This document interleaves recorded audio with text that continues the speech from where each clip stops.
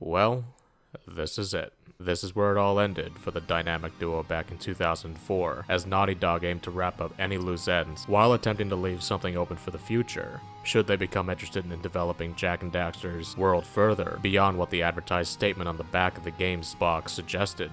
But alas, 17 years later, that still hasn't happened officially. Unless if you want to count another game Naughty Dog made afterwards, and whatever high-impact games ended up releasing in 2009, though most of us don't really talk about that one. But, as I said in the beginning of my review on Jak and Daxter the Precursor Legacy, I'm glad Jak and Daxter is still acknowledged even today, and many people have been very appreciative of that fact, expressing that gratitude towards folks like Insomniac Games. And while it can be tempting to dwell on what we haven't received after all these years compared to other respective franchises, like my last two reviews, I guess the only thing I can do, or really any of us now can do, is to appreciate the content that we have, and remember why these games meant a lot to us growing up, while going over what they excelled at doing, ensuring we preserve the memories of these games. For myself, I used to play this game a lot on my PS2. I'd play it over and over again to an absurd degree, especially with certain settings ticked on once I was able to obtain them in the secrets menu, which granted me access to some real carnage, along with a ton of R1, X, and circle button spamming that I found super amusing back in the day. Also, quick question. Anyone in the audience watched Jon Favreau's 2005 movie Zathura? I guess, long before that man was directing Tales of a Mandalorian, he, or perhaps someone on his team at the time, had a fascination for Naughty Dog's final addition to the PS2 trilogy, or maybe even the entire series in general, hence its cameos here and there. Heh. And to think 2005 was a year after Jak 3 officially came out. Wow. Time sure does fly, eh? Anyway, coming back to the present, I am going to admit, however, that over time, Jak 3 started to become less of a favorite of mine, and today, I'd favor Jak 2 over this game. Doesn't mean it's bad in any way, shape, or form, oh no. On the contrary, it still turned out phenomenal in its own right despite it being a bit easier than Jak 2. And I still love playing it even today. And yes, that's another thing. Besides the difficulty being turned down, this series would not be reverting to what it was in the Precursor Legacy, as Jak 2 set a brand new standard for what the series was in the new gameplay additions I covered previously in my last video. With these built-up standards established, it'd become a formula that an audience member would expect Naughty Dog to do, as opposed to before where the drastic change from the Precursor Legacy to Jak 2 came off as quite the surprise for many.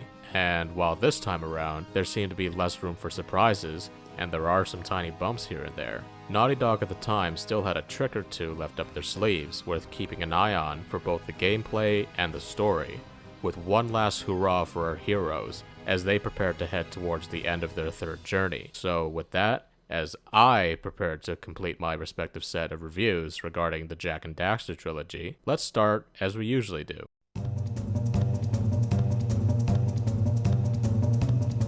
I'm not going to waste our time by going over every inch of Jak and Daxter's gameplay formula all over again like I did in my last two reviews, since every part of its DNA first presented in Jak's 1 and 2 are preserved once again in this game as elements carry over, with Jak 3 adding on its own unique spin on said elements. What are those elements, you may ask?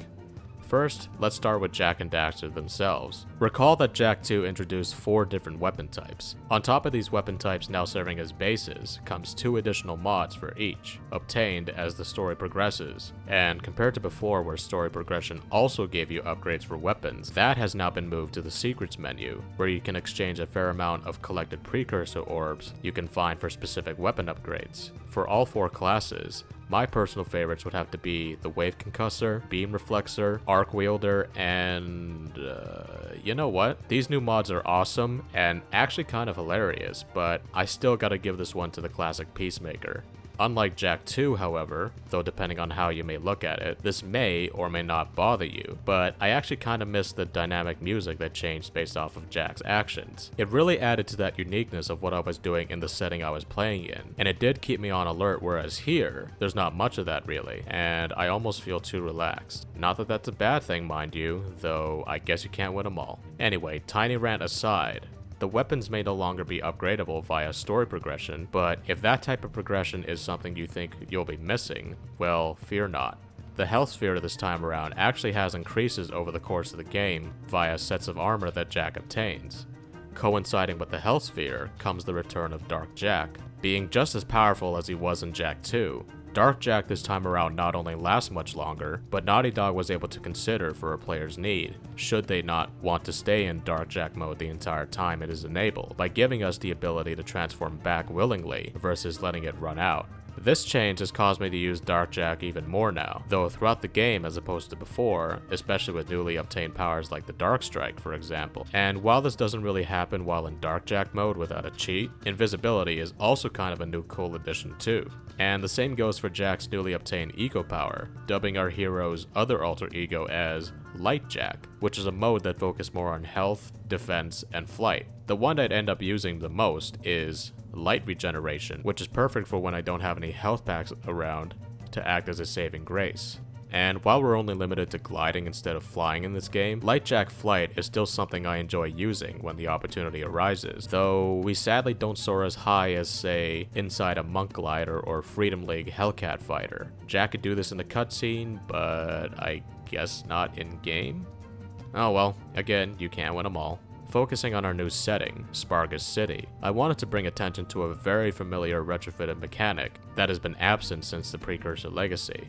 Remember the times we used the Flut to travel across the murky swamps of Boggy Swamp, or glide onto time precursor platforms on Snowy Mountain, now in the form of what the Wastelanders refer to as Leaper Lizard. Since Spargus City doesn't have the technological capacity of Haven City's Zoomers, if you don't have the jetboard back yet, then this is still a viable option to get around the desert city, though bear in mind that they are prone to death quite easily. Outside the city limits, however, is where we're able to pick up a little more speed, with a nice selection of desert vehicles, each of them having their own strengths and weaknesses, depending on their size, handling, and weapon functions. The most prominent vehicles that seem to have been a common choice for myself over the years were what the game provided me, and that was the Sandshark and Dune Hopper, especially the Dune Hopper since this is the vehicle that can get you anywhere in the desert via its unique jump feature. While we're on the topic of jumping, as I mentioned, the jetboard's back, but it's got some additional features, while still handling the same as it did in Jak 2. The first being the Jet Repulsor,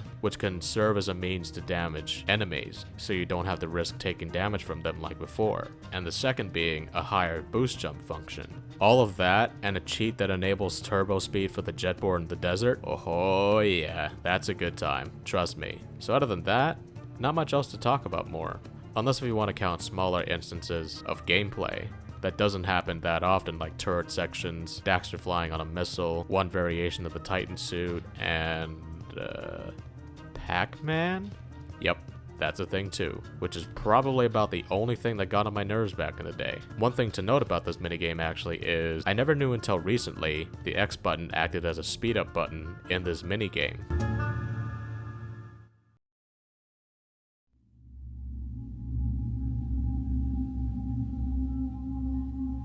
Despite the victory attained for Haven City, and despite all prophecy-fulfilling action that transpired ensuring the downfall of Metal Core and his Metal Menace, Haven City faced a new enemy. But before the game introduces us to the new problem the game's protagonists are facing, the game opens up to a bright and grueling desert with a blue transport hovering over the harsh land. Who is inside this transport and for what purpose? Well, it's our beloved hero Jak. In handcuffs? Oh. Okay then. Immediately following this event, we're introduced to a brand new character to the Jak and Daxter series, Count Veigar, an egotistical member of Haven City's supposed Grand Council, responsible for what had befallen Jak following the events of Jak 2. Remember what I'd said in my last review regarding some of the things Jak ended up doing under Crew's employment? That was the main source of blame Veigar used to amplify his argument regarding Jak's banishment from Haven City, despite his best effort to save it. The decision to banish Jak, even if the Grand Council agreed with Veigar's case, was something not everyone agreed with, and despite the decision to leave Jak for dead in the desert to be final, the respect he garners from meeting certain characters back in Jak 2 aided him in what lay ahead. With one last apology from Ashlyn, she relieves Jak of his handcuffs and hands him a beacon, promising that someone will come to rescue him from the desert's merciless environment. As the ship takes off to return to Haven City, Daxter and Pecker are revealed to have stood their ground by sticking with Jak instead of returning to the city, with Haven City no longer being a priority for Jak and his friends as they wandered the desert aimlessly, carrying the weight of sorrow due to the betrayal they might have felt since they did save the city after all. I mean, why wouldn't heroes get better treatment, right? As the trio's journey into the desert prolongs, all three eventually succumb to the heat and collapse into the sand with little hope of survival as they pass out, frying under the sun as Jak recalls what had befallen Haven City before he was thrown out of the desert. As the sun continues to go down, the three's fortune begins to shift, as the beacon that Jak was provided with, no thanks to Ashlyn, was shook out by yet another new face to the Jak and Daxter series, Deimos, the king of Spargus City and home of the Wastelanders. Yes, the very same Wastelanders that Sig had initially come from prior to his employment under Crew in Haven City. As Jak awakens, greeted by Deimos, learning that he's got no choice now but to partake in whatever challenges that he's set up for him, Jak prepares for a Wastelander's rite of passage, as within the city limits lies a volcanic crater filled to the brink with lava. Pecker, on the other hand, was the luckier one of the three, since while Jak and Daxter are expected to face certain danger, Deimos assigned Pecker as his new advisor. I suppose he saw some use for his experience since he'd worked with the world's oldest soothsayer not so long ago. Therefore, Pecker doesn't have to throw himself into the arena to stay in Spargus. Thankfully for Jak, as Daxter implied that he's the one that taught Jak everything he knows, which would explain the same melee abilities that Daxter possesses like Jak. Side note, but that'd be cool to see. I don't know if that was ever possible, but it'd be cool to see a prequel to the Precursor Legacy in some form, showing Jak meeting Daxter and learning how to do these very moves. Anyway, back to Spargus City. What Jak receives after his victory in the arena the first time around are an amulet in addition to a weapon modification, which will be a tradition going forward in the game's narrative, kinda.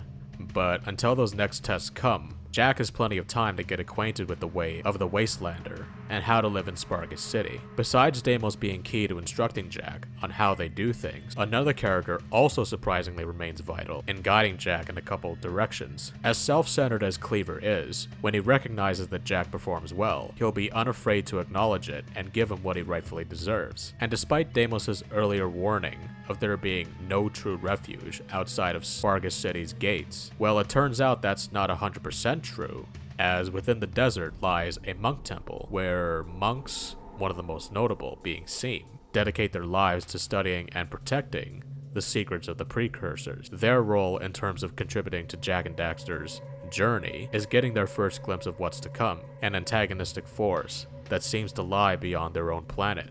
And some other ghosts from the past seem to continue lurking, which Jak attempts to stomp out, but it won't be the last time they see their face. And there's something here alluding to answers for Daxter too, since Jak 2 practically put a pause on the mystery of Daxter's Otzel form. But this game was even ready to eventually pursue answers again for what Daxter really was, starting with Seam making a comment on how he quote-unquote carried the color of our creators. Though Jak's not entirely ready again to be a hero, to which I'd say that's fair, considering how Haven City treated him. So when Ashlyn even comes around to the desert to plead for Jak to return with her, he rightfully refuses. But with everything Jak has seen so far in the desert, from the Dark Precursor artifacts to the survival of the fittest mentality of Spargus City, mixed in with a reminder of who he really is, there's something deeply embodied within Jak's soul that's never left him, since he's left home for a grand journey in the Precursor Legacy. He won't stay away from the fight forever, and there will come a time where he will come to be a hero again, just like he did when he confronted the challenges Gul and Maya put them up towards,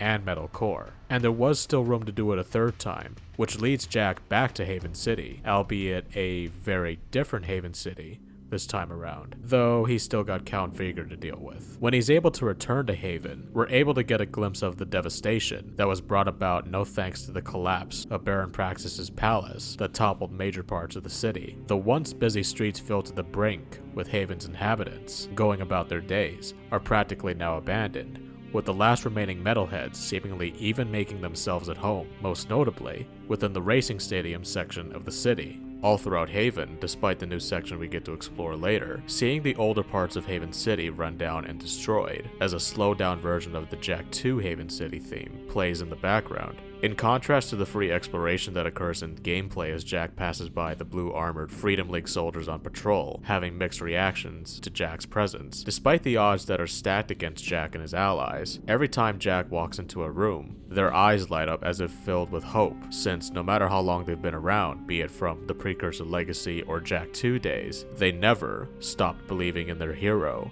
and would rather take them versus what they've all been forced to deal with. With Jak back in the fight to save Haven City once more, that doesn't mean that he completely abandons Spargus City and the Wasteland. To the people he met and kept close relations with, Jak continues to maintain those relationships, regardless of how he feels about each of them, and whether he likes it or not, as the battle for saving Haven City becomes a long struggle for a fight that will save the planet.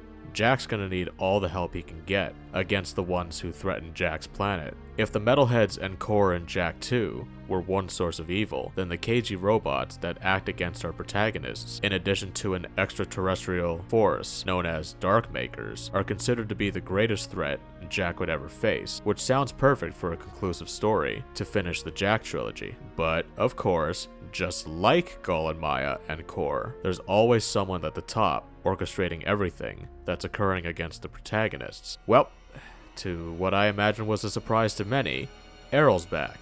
Yep, the same commander I got pissy, lost a race, and ran into barrels of eco, thus killing myself trying to kill Jak.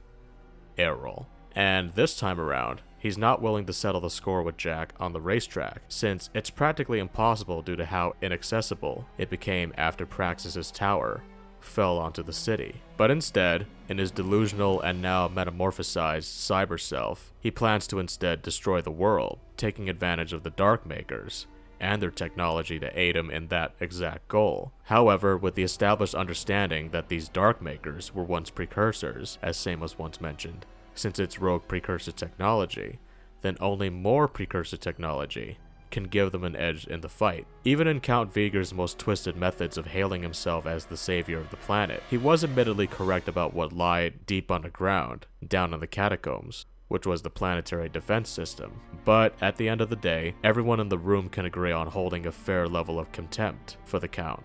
Jak's always been there, fighting in the field, doing what needs to be done on these adventures, and that's a trend that he intends to continue keeping up, even if Veigar wants to bring him down. For a moment there, it did work. As previously discussed a moment ago, Jak was ready to let his friends in Haven die, while he stayed in the Wasteland to embrace the survival of the fittest mindset. But in reality, he couldn't keep that line of thought forever, since that was just a mere in-the-moment type of assertion through a burst of anger. It's through Jak's perseverance and need to act, however, that allows him to be rewarded and recognized, both in the Wasteland and the city. For Spargus, it's welcoming Jak to the clan of the Wastelanders, while getting a convenient tool, a beacon, for a constant reminder that no matter where Jak is, they'll have his back, and he'll always be one of them. And furthermore, there's the Armor of Mar that serves as not only a great gift for additional protection in the field, but a reassurance that the father-son-like bond that Deimos and Jak share cannot be broken. It gives Deimos, a former father and ruler who recounted the loss of his son and his throne in Haven City due to Baron Praxis, hope again in the world, and life he deeply cherishes. Hell, I'd even go as far as to say it gives Deimos inspiration to assist Jak in the battles head-on. Speaking of which, recall that Jak 2 is where things started to take a twist, with how it connected to the Precursor legacy and the kid they met when Jak and Daxter were first becoming acquainted with Core and the Underground. Jak 3, on the other hand, while up to this point hadn't really delivered on many twists just yet, like Jak 2, urges us to think back to that game as they aim to tie up loose ends, focused on Jak and Deimos, which, for the record, crushes my heart every time I watch this scene. For the last time, after a long, grueling battle with the Slamdozer, we're prompted to think back to the younger version of Jak as Deimos in his dying breath begs for Jak to search for a son, that name being Mar. And if that amulet Deimos entrusted to Jak in his final moments looked familiar, then you'd absolutely be on the dot, since it's the same amulet the young Jak possessed and gave back to his older self before leaving for Sandover Village. The reason why this scene sticks out to me after all these years is, every time I go back and get to this part, I'm internally screaming as Deimos begs for Jak to search for his son. He's right there, but he never got to realize it before passing away in Jak's arms. To add insult to injury, we have Veigar coming in to not only provide a bit of backstory as to how his involvement led him from stealing him from Deimos to the Underground taking the kid from him, tying it back directly to an earlier revelation of how Deimos tasked Sig of searching for something he lost in Haven City. But he's also just there being smug, rubbing it at Jak's face. It's like, Veigar, shut up. This man is hurting, and you gotta rub it in his face that Deimos never knew Jak was his long-lost son, and you're the very reason they got separated in the first place. We already didn't like you, so thanks for giving me another reason to hate you. The hate is so strong for this character up to this point. Even Daxter, who always, no matter the situation, would want to somehow stay behind and protect somebody, is willing to charge into the catacombs just to get at somebody who messed with his best friend. Moments after Jak is able to dodge all obstacles, leading deep into the planet's core, is finally an opportunity for a multitude of things, giving the story that Daxter began on Misty Island, thanks to his transformation, some closure, unraveling the true nature of the precursors, even if they all weren't what they were expecting. But my personal favorite of all, finally, putting Count Veigar in his place, so he can shut up already. So to start, when Daxter first touched the Dark Eco, back on Misty Island after an accident knocked Jak back all that time ago, Daxter initially took it as something he needed to fix, but as we all know, he accepted that in the end, he needed to put aside his own selfishness for the greater good, even if it meant destroying the one who could transform him back. In the present they were facing, Daxter, while he's pretty much been content with his form in Jak's 2 and 3, he finally gets an answer as to what he is. Turns out that the great precursors Samos always inquired about and spoke highly of were the very thing Daxter transformed into, which of course is something that Daxter relishes in and celebrates after the initial shock that Jak, Daxter, and even Veigar respectively felt after they were revealed. Oh, and speaking of Veigar, moments prior, he's still his usual egotistical self that wanted to save the world and look the best while doing it, in a way he believed would make him respected and praised throughout the world. This hunger for the promise of transforming into a precursor, however, was a ticket for a contract that Veigar could not take back once he metaphorically signed it away.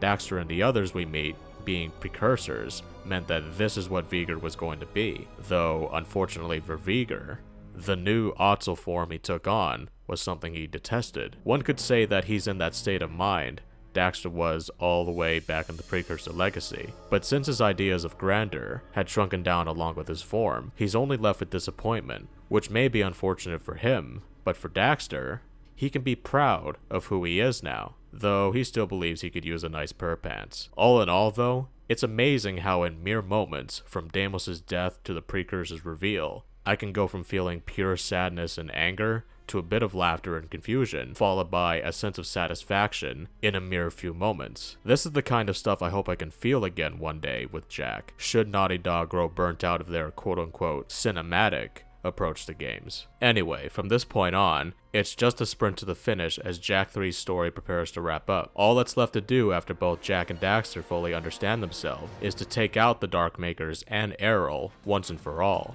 albeit within a respective time limit since the Precursors stay behind to allow the weapon that Jak helped activate moments ago to fully charge and destroy the Darkmaker ship, which does call for a sense of urgency, making Jak rush for all the right reasons. Now, I've already finished dogpiling on Veigar enough moments ago, but I guess I'll give him some credit, reluctantly. Even if Baron Praxis' palace hadn't toppled over thanks to Veigar and Jak 3, the laser firing from beneath the planet does, in fact, fire from beneath the ground where the palace once stood. So one way or another, regardless of if they could find another way down to the planet's core, if at all, the palace probably was coming down anyway. Again, Veigar's getting very reluctant praise from me, but he did some good in his annoying self before he was finally put in his place, making room for some praise, albeit a very conflicted one.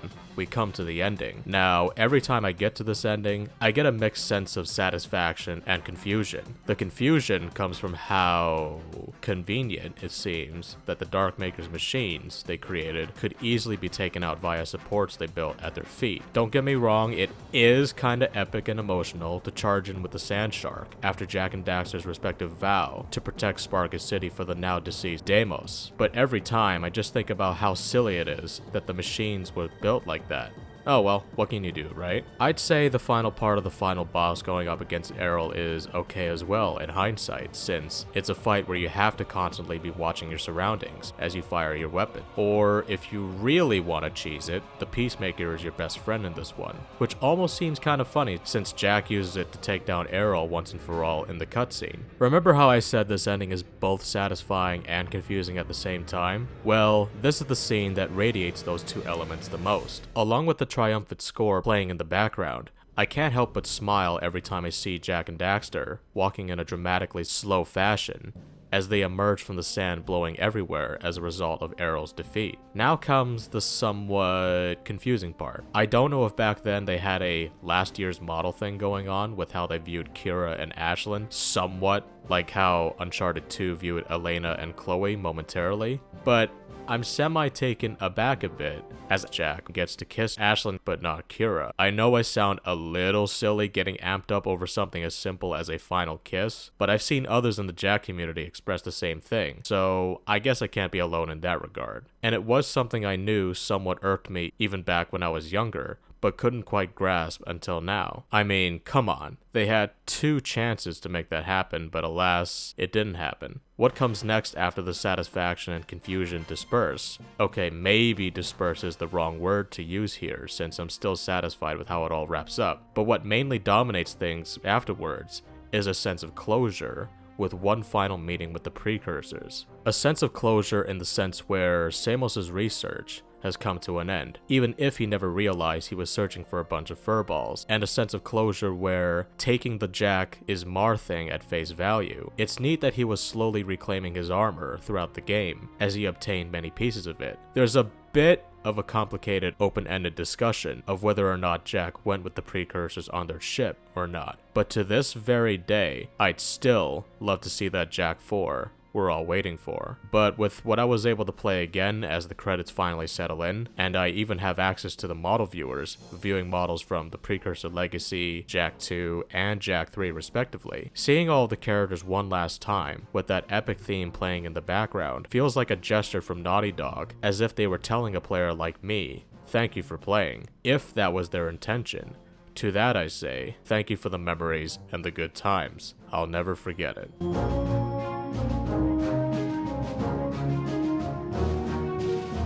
When I reviewed the Precursor Legacy not too long ago, I remember stating that I was nervous to review that game since I was uncertain of how my opinions would sway after a tense dissection. The same feeling of nervousness crept up when beginning this review for Jak 3, especially when running up against a game like Jak 2, a favorite of mine to this day. Despite all that has come and gone, however, despite some edges being rough here and there, Naughty Dog once again proved themselves as they made something wholly unique, completing their beloved golden platformer trilogy. I love the tiny bits that were added on, and I love the scale that played between Spargus and Haven City, in addition to what was added on to the gameplay that was set up from Jak's 1 and 2. And the story, despite a few rough points, was able to give me a sense of conclusiveness and gratefulness, even to this very day. And it's amazing that all of these grand adventures began with 2 boys visiting a place they were not supposed to, and yet, in retrospect, as discussed in my Jak 2 review, maybe they were meant to so they could get from there to here in Jak 3. And as for what else may have been left open for Jak 3's conclusion, I still hope that one day we'll get a satisfying continuation of the story, the true Jak 4 experience that myself and I'm sure many of you out there watching this video still inherently crave. I'd love to continue holding on to hope that one day we'll get our wish. After all, it's not impossible. Unexpected things happen all the time, and if certain franchises can get sequels when you least expect them, then I'm sure Jak can follow suit too, right? Though I am a tiny bit sad that Jak and Daxter's brother franchise, if I can call it that, Ratchet and Clank, is left alone to carry what people loved about the PS2 era. Then again, seeing what Rift Apart can do with the latest graphical technology on the newest piece of hardware makes me want that to happen even more now, especially with that cameo appearance. On that note, it's time that I begin to wrap up today's video. I know that I said that I'd be wrapping this up by the end of Jak month, but in truth, I think that past habit of mine to overestimate myself and my capabilities kinda came back to bite me in the ass a bit. I'm trying to work on that problem, and I think I can continue to do that, despite the rough patches I've had over the years. Before we wrap up this video, I wanted to give a special thank you to the Jak and Daxter community and Jak Month page respectively for giving me support all this time. It was a thrill to celebrate the entirety of Jak and Daxter's 20th anniversary with you all, and I hope that one day, we all do see our boys return. If you like what you've seen today and want to see more videos like this one, check the links in the description for playlists containing my other video essay-like videos, if you're interested. And if you want to stick around and support my endeavors even further, consider subscribing to the channel and or pledging to me on Patreon, where I'll be posting exclusive previews to future works I have planned for this channel, and granting patrons access to a Discord server, though bear in mind it is not mandatory to do so. Only pledge at whatever tier amount is to your comfort level. It'll go a long way to allow me to produce more videos like this at a steady pace. Alright, once again, thank you all so much for tuning in, and I'll see you all next time. Have a great day, and take care.